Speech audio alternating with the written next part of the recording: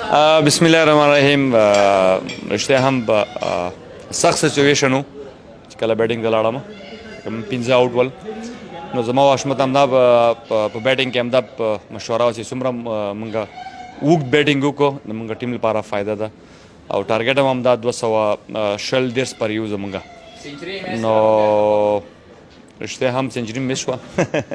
بیا هم څلور اتیا منډې وې، ټیم په ګټه وې او ډېر زیات خوشحاله یم خپل پرفارمنس نه، د ټیم پرفارمنس نه. میچ هم وګټه، اوورال ټیم ایفرټ و، بالینګ کې هم ډېر زیات ښه بالینګ وشو.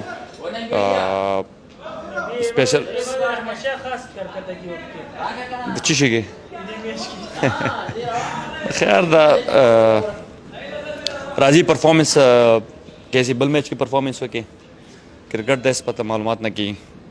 اوورال ټیم ایفرټ و، په بیټینګ هم ښه بیټینګ وشو، او په بالینګ هم ښه بالینګ وشو.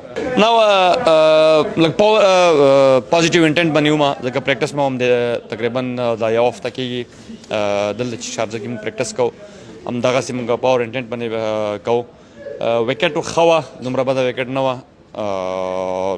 پازیټیو انټینټ و چې کوم لوز بال و هغه مې واهه، چې کوم نه و هغه ته مې سنګلز وواهه. د نن لوبو موږ نور هم باوري کوي چې نوي باید نور هم سره پاتې شي. ګورو به نه ډېر نه سره اوږده او انشاءالله په ون ډې کې به چمپیونز ټرافي نه بعد خدای پاماني سره کوو.